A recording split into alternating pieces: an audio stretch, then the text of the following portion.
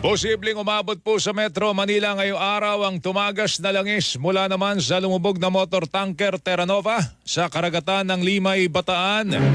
Ito'y batay po sa pagtaya ng University of the Philippines Marine Science Institute o UP-MSI gamit po ang Oil Trajectory Model. Naloko na.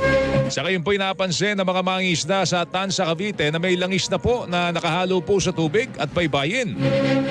Kinumpirma din ni Cavite Governor John Vic Rimulya na umabot na nga ang langis sa mga baybayin ng kanilang lalawigan.